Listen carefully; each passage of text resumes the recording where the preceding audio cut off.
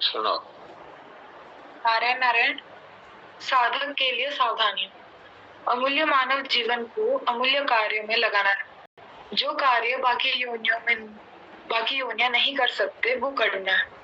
ये बात ध्यान रखनी है कि मैं साधक अपने व्यवहार को सीमित रखे, अपनी मृत्यु को अपने समीप है ऐसा समझे और हर समय नाम जप करे, अपने आप में संतुष्ट रहे, करने में सावधान रहे और होने में प्रसन्न रहे। विवेक विरोधी कर्म, विवेक विरोधी संबंध और विवेक विरोधी विश्वास का त्याग करें। भगवान इतने दयालु है कि भगवान साधक का भूतकाल नहीं देखते। वो अभी हमारी क्या इच्छा है, क्या लक्ष्य है वो देखते हैं। वो हमारी वर्तमान दशा को देखते हैं। वो तो करुणा सागर है। वो करुणित होकर कि ये कितनी योनियों में गया है, कष्ट सहा है, अब ये मेरी तरफ लगा है, तो वो सत्संग से, पुस्तक से हमारे पास ऐसी बातें भेज देते हैं कि उससे हमारी सारी समस्या का समाधान हो जाता है। आत्मीय का अर्थ हम और वो एक है। भगवान हमें आत्मीय कहते हैं और हम उन्हें आत्मीय कहते हैं। भगवान जैसे चेतन है, मल रहित है, सुख का भंडार है, वैसे ही उनके अंश है। पर हम संसार की तरफ देखने की वजह से दुख से भर गए हैं, द्वेष क्रोध को अपने में ले आए हैं, चेतन की जगह जड़ की तरफ आकर्षित हो रहे हैं। मैं परमात्मा का शुद्ध चेतन अंश हूँ। एक तरफ से मैं कुछ हूँ ही नहीं, परमात्मा ही है। शरीर मन बुद्धि अहंकार नहीं हूँ, मैं परमात्मा का स्वरूप हूँ। मेरी कोई अलग से सत्ता नहीं है, केवल परमात्मा की ही सत्ता है। जीव मात्र स्वयं भगवान ही है। जब हमारी ज्ञान रूपी आंखें खुल जाती है तब ये जन्म मरण खत्म हो जाता है। नारायण नारायण नारायण। सही है। वास्तव में तो केवल भूल से, कल्पना से ही हम जन्मते मरते हैं और तुरास चला के में पड़े। जैसे सपने में रहता है तब तक मनुष्य कई तरह के खुशी और कई तरह के दुख का अनुभव करता है। आँख खुलते ही सब खत्म। ऐसे ही जब तक हम अज्ञान के अंधकार में जीते हैं तब तक ये संसार रूपी सपना है, ये सच्चा लगता है और हम इसी को सच्चा मान करके रोते हैं, हंसते हैं और अभिमान से फूल जाते हैं और दीनता से दुखी हो जाते हैं। संत महात्मा कौन है जिन्होंने इस वास्तविकता को जान लिया कि ये जो कुछ भी दिख रहा है ये सपना है। तो आँख खुलते ही ये सपना गायब। आँख खुलना क्या है? ये ज्ञान हो जाना कि एक परमात्मा और उनका अंश जीवात्मा ये सत्य है, बाकी जितना कुछ दिख रहा है ये असत्य है, कल्पना है। और ये ज्ञान रूपी प्रकाश होते ही ये गायब हो जाएगा। जैसे सिनेमा के पर्दे पे बहुत सारे चित्र दिखते हैं और वो सच्चे लगते हैं।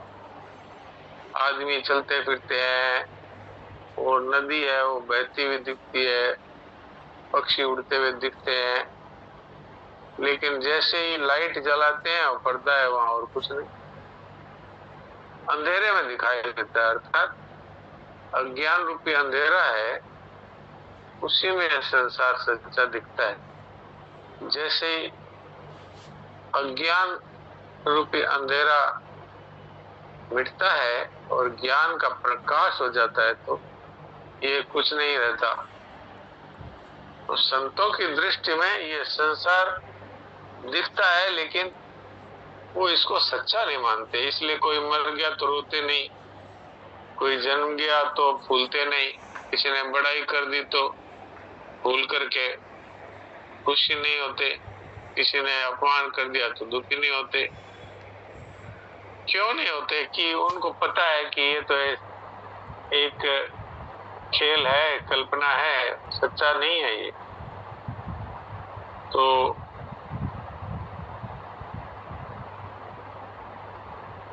ये अगर साधक के बाद समझ में आ जाए तो ये बहुत वर्षों तक की हुई तपस्या से भी तेज है। जैसे आज सत्संग ग्रुप में एक संदेश महाराज जी का डाला था, उसमें ये कहा गया है कि जिसने शरीर को मेरा नहीं माना उसने वर्षों तक की तपस्या कर ली। अब इसमें क्या देरी का काम है? हमारे सामने शरीर है, वो फूल सा कोमल शरीर था और आज वो झुर्रियां आ गई और जाने की तैयारियां हो रही। तो ये क्या है? ये बात समझ में आ गई कि भाई शरीर तो बचपन में था, वो बदल गया। तो क्या नहीं जाना? यूं और खुलासा कहें तो बचपन का शरीर मर गया, जवानी का शरीर भी मर गया। तो उसकी मृत्यु को हम जानते हैं, लेकिन हम मरना तो दूर, बदले भी नहीं। कोई कहे कि तुम वो नहीं हो जो बचपन में थे, तो हम कहते हैं नहीं, मैं वही हूं। ये शरीर बदल गया और सब कुछ बदल गया, साथी बदल गए, सामान बदल गया, योग्यता बदल गई, हमारी बुद्धि बदल गई, मन बदल गया, कुछ भी तो वो नहीं रहा। लेकिन हम हम बदल गए? हम तो वही। तो जिस तरह से हम 20, 30, 50, 60, 70 वर्षों से भी नहीं बदले, वैसे ही हम कभी नहीं बदले। शरीर बदल जाएगा, नष्ट हो जाएगा, लोग इसको जला देंगे, लेकिन हम जो के त्यों रहेंगे। हाँ, अगर हमने इस मनुष्य शरीर के रहते रहते ममता, कामना और अहंकार नहीं छोड़ा, तो हमारे कर्मों के अनुसार हमको दूसरा शरीर मिल जाएगा, दूसरी योनि मिल जाएगी। मनुष्य जन्म मिलेगा कि नहीं, इसका तो भगवान ही जानते हैं। कबो करी करुणा नर देही, देत ईश बिनु हेतु सनेही। भगवान ही कृपा करके कहते हैं मन में कि अरे ये तो लाखों वर्षों से अलग अलग योनियों में भटक रहा है, तो इसको एक बार फिर मनुष्य बनाओ। इस बात को भूल ही जाते हैं कि इसको असंख्य बार मनुष्य बनाया, लेकिन ये तो वापस पशु पक्षी कीड़े मकोड़े की योनियों में जाने की तैयारी करके आया। वो याद नहीं रखते, रहती न प्रभु चित चूक किए की। भगवान कृपा करके एक बार फिर मनुष्य बनाते हैं। तो हमको असंख्य बार मनुष्य बनाया। अगर कोई दूसरा हो तो ये कह दे कि इसको इतनी बार मनुष्य बना दिया और ये तो फिर पशु पक्षियों वाला ही काम करता है, तो अब इसको मनुष्य बनाने की जरूरत नहीं है, इसको सदा ही कीड़ा मकोड़ा ही बना रहने दो। ऐसा भगवान नहीं सोचते। भगवान फिर करुणा करके, कृपा करके मनुष्य दे देते हैं। तो इस बार का मनुष्य शरीर हमें मिल गया। अब ऐसा नहीं हो कि हमको कुत्ता, गधा, घोड़ा, कीट पतंग बनना पड़े। अब तो जितना समय चला गया वो कोई बात नहीं, अब जितना समय बाकी है उतने समय में अपना काम हमको बना लेना है। फिर जन्म मरण नहीं हो, इतना तो हमको कर ही लेना है। और इसका सबसे सरल उपाय है सब समय नाम जप करना। और मेरे द्वारा कभी कोई ऐसा कार्य न हो जाए जिससे भगवान नाराज होते हो, बस दो ही बात। और जिनकी बुद्धि तेज है, विवेक जिनका जागृत है, उनके लिए तो बहुत सरल है। शरीर से अपना संबंध कुछ भी संबंध नहीं है। आज शरीर चला जाए तो हमारा क्या नुकसान, ये तो जा ही रहा है। ये तो जा ही रहा है, साफ साफ कहें तो ये तो मर रहा है। तो इससे हमारा क्या संबंध है? हम हैं सदा रहने वाले, अमर हैं। ये मर रहा है, ये अपने रास्ते चल रहा है। अपने अपने रास्ते चलते हैं कि हम भगवान के अंश हैं, भगवान में रहते हैं। भगवान खुद कहते हैं कि मैं आत्म रूप से सब में रहता हूं, तो भगवान ही रहते हैं। शरीर तो यहाँ पर एक मशीन है जो सेवा के लिए मिली है, तो अगर सेवा हो सकती है तो कर दो। और इस मशीन का एक फायदा है, इससे आप नाम जप कर सकते हैं बड़े आराम से।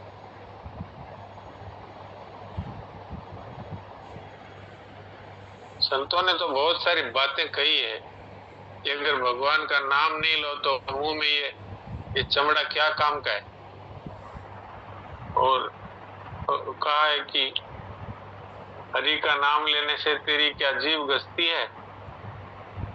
तब सब भगवान का नाम लेते रहें और अपने इस शरीर के द्वारा कोई बुरा कार्य हम नहीं करेंगे।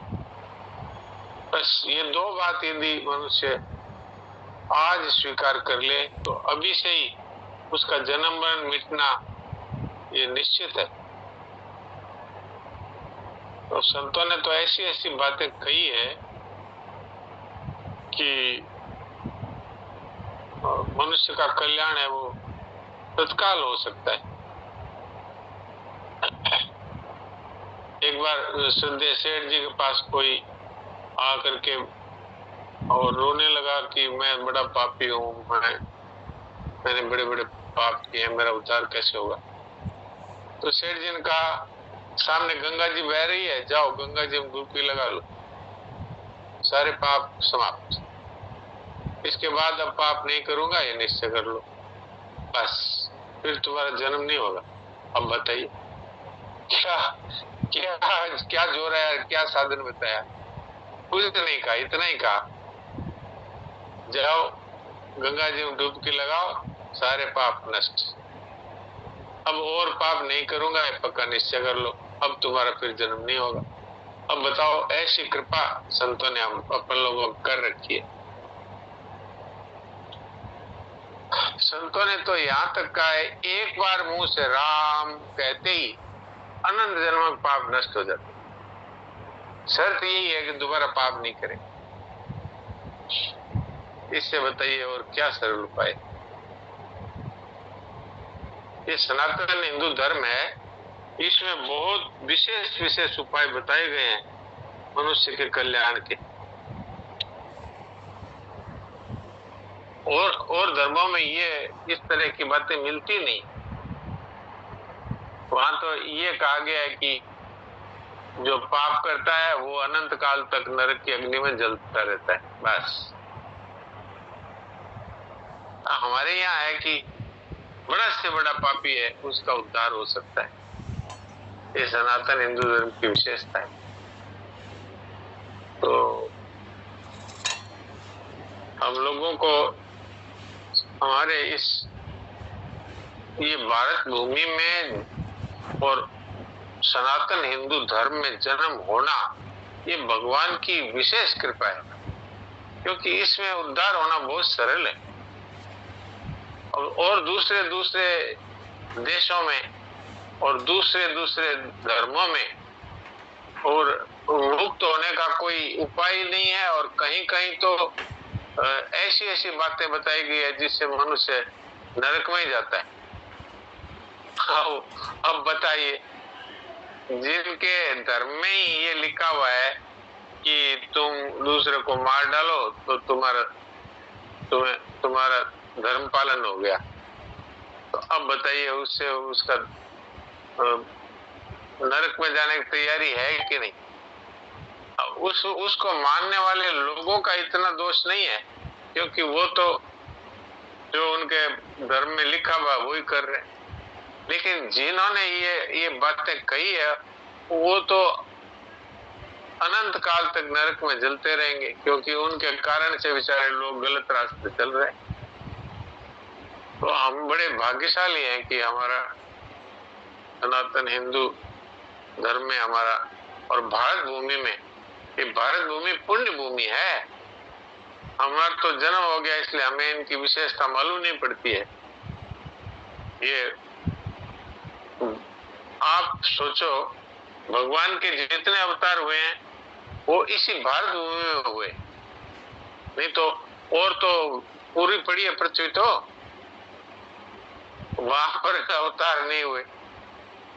अब राम जी का अवतार यहाँ हुआ, कृष्ण जी महाराज का अवतार यहाँ हुआ, अब सारे अवतार है भारत भूमि पे ही क्यों हुए?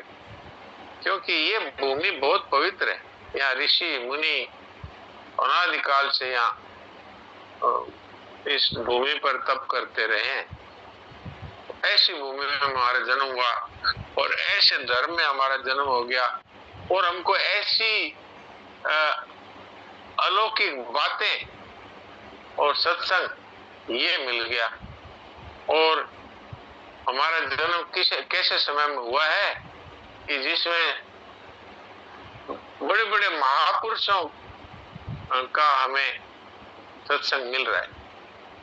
श्रद्धेय सेठ जी, श्रद्धेय भाई जी, और श्रद्धेय स्वामी शरणानंद जी महाराज, श्रद्धेय स्वामी राम सुखदास जी महाराज, कैसे कैसे संत, श्रद्धेय राधा बाबा, कैसे कैसे संतों के समय में हमारा जन्म हुआ है।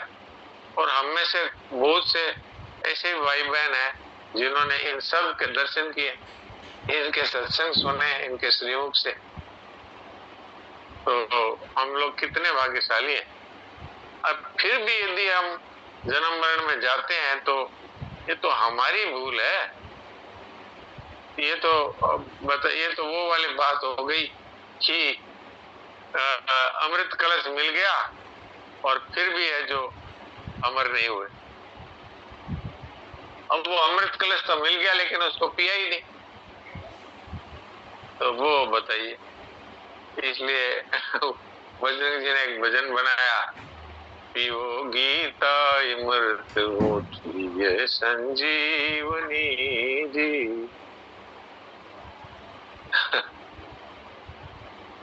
तो भाई अब मौका तो है बहुत अच्छा। तो अब रामनारायण जी से कहानी सुन लेते हैं और फिर देवकी जी से बात करेंगे। किसी का कोई प्रश्न है तो पहले प्रश्न कर सकते हैं, नहीं तो फिर कहानी सुनेंगे। अच्छा, तो कोई प्रश्न नहीं है तो कहानी सुनते हैं।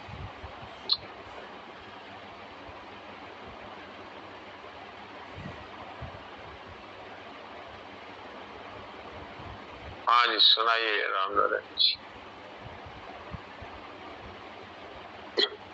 प्रणाम महाराज जी। प्रणाम। एक गुरुकुल में दो राजकुमार पढ़ते थे। अच्छा। दोनों की गहरी मित्रता थी। अच्छा।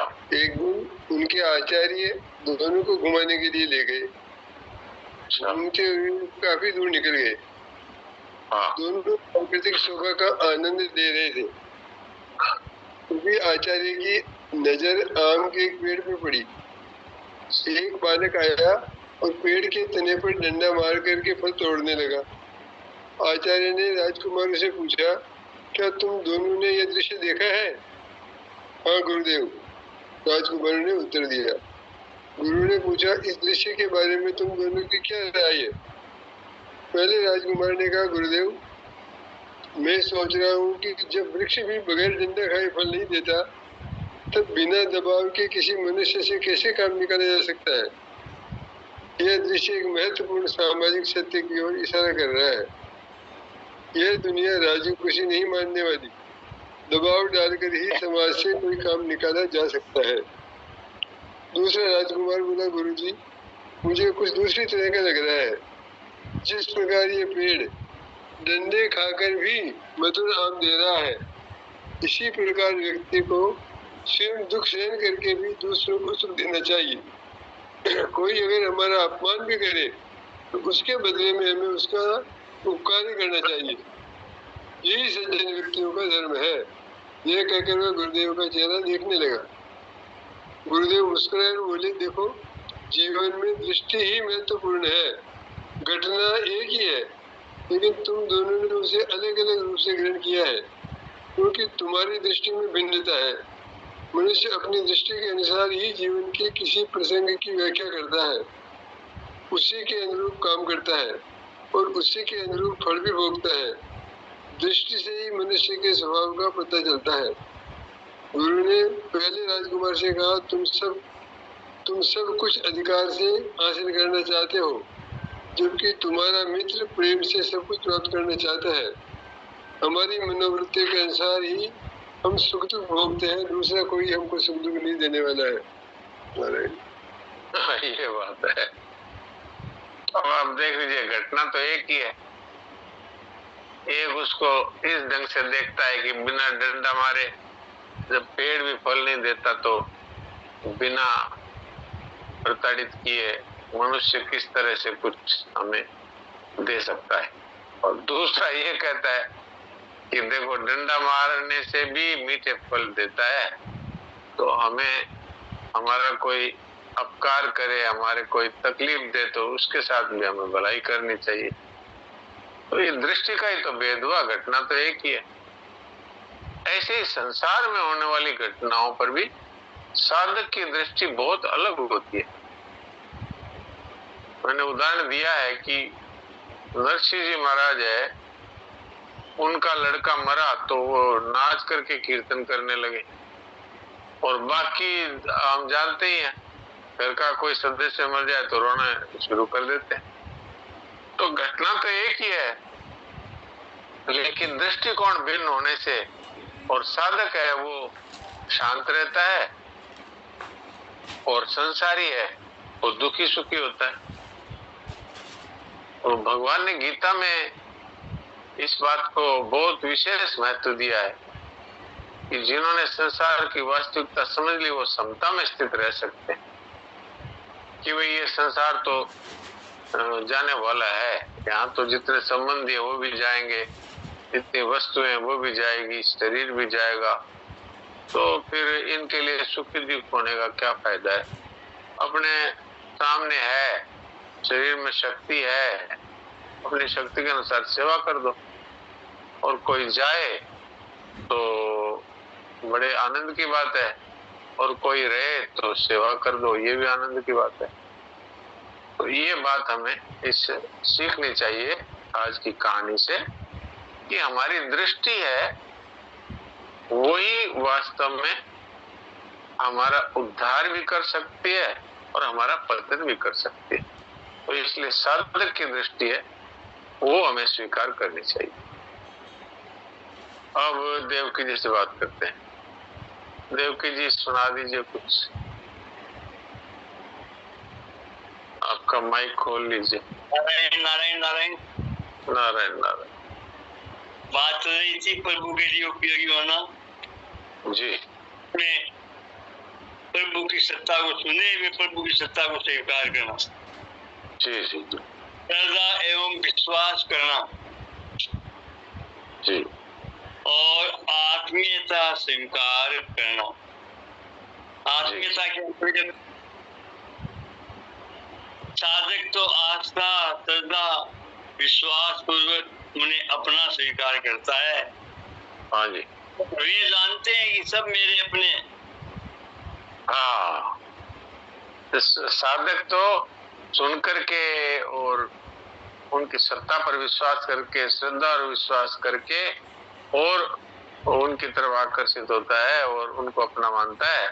लेकिन भगवान तो जानते हैं ये मेरे ठीक बात है जी। साधक से भारी भूल ही होती है कि उन्होंने निर्माता की महिमा को भुला दिया और उनकी दी हुई वस्तु योग्यता सामर्थ्य को अपनी मान लेता है। ये है गलती, ये है गलती।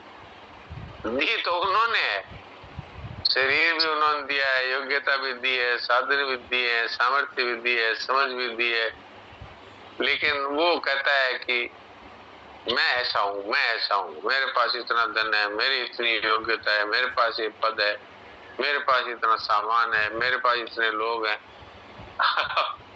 वो ये बात भूल जाता है कि ये कितने दिन के हैं और ये मिले हुए। तो जिसने दिए हैं उनकी तरफ दृष्टि जानी चाहिए कि उन्होंने कृपा करके हमारे लिए दिए। और वैसे देखा जाए तो हम लोग अगर थोड़ा सा भी विचार करें तो भगवान ने हमारे कितने सुख सुविधा का सामान किया है। मैं तो कई बार आश्चर्य में पड़ जाता हूँ जब मैं कई बार फल देखता हूँ, फूल देखता हूँ, तो ऐसा लगता है कि भगवान ने अपने बच्चों के लिए कितनी सुविधाएं दी है। ऐसे ऐसे फल बनाए हैं, इतने इतने स्वादिष्ट, इतने इतने अच्छे, और उनकी व्यवस्था भी की है। अब आप देखिए केला है, केला पेड़ पे लगता है, अब उसमें कितनी तो मिठास है, वो कहाँ से आती है? कोई उसमें मिठास भरता है? वो अब सेब है, अंगूर है, कैसे कैसे फल भगवान ने हमारे लिए दिए हैं। और ये ध्यान रखा है सुबह होगी तो इनको प्रकाश की जरूरत पड़ेगी तो सूर्य भगवान प्रकाश देते हैं, और शरीर चलाने के लिए ऑक्सीजन की जरूरत पड़ेगी तो पवन देवता ऑक्सीजन देते हैं, और रात्रि की आवश्यकता है, भाई प्रकाश में नींद नहीं आती तो रात्रि की व्यवस्था की है। और ऋतुओं की व्यवस्था कैसी विचित्र की है कि बरसात भी होगी तो कभी गर्मी भी होगी तो कभी सर्दी भी होगी। तो भगवान ने हमें भेजा है तो एक एक चीज का ध्यान रखा है। जिस तरह से माँ बाप है वो बच्चे को अगर कहीं भेजते हैं यात्रा पर तो उसकी सारी व्यवस्था करके भेजते हैं, ये कपड़े रख लो, ये सामान ले जाओ, ये चीज वहां जरूरत पड़ेगी, ये चीज वहां पर मिलती नहीं है, कितना ध्यान रखते हैं। तो माँ बाप तो फिर भी इतने ज्यादा दूरदर्शी नहीं है, भगवान तो सर्वज्ञ है, उन्होंने हमारे लिए कैसी कैसी व्यवस्था की है। और ये शरीर रूपी पुतला बनाया है, इसको तो मैं कई बार विचार करता हूँ तो बुद्धि चकराने लगती है कि इसमें कैसी नाड़ियों का जाल बिछाया है, कैसे इसके अंदर खून का प्रवाह चलता है, कैसे बिना बिजली के, और ये इसके अंदर तरह तरह के ऐसे उपकरण हैं जो सब चलते हैं। एक बड़े ही विचित्र ढंग से भगवान ने शरीर और संसार की रचना की है और इतनी सुविधाएं दी है हमारे लिए। कितने दयालु हैं, कितने कृपालु हैं, कितना हमारा ध्यान रखते हैं।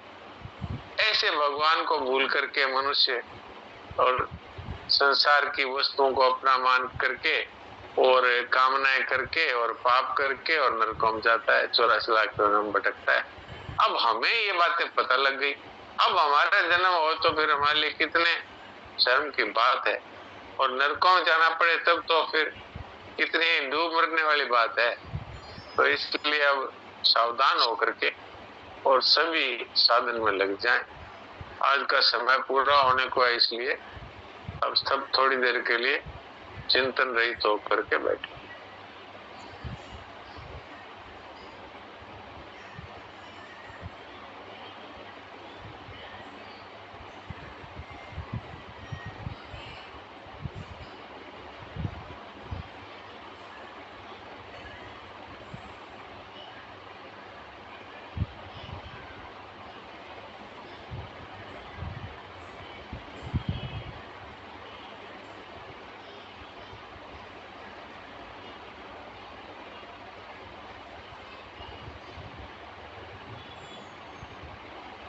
नारायण नारायण।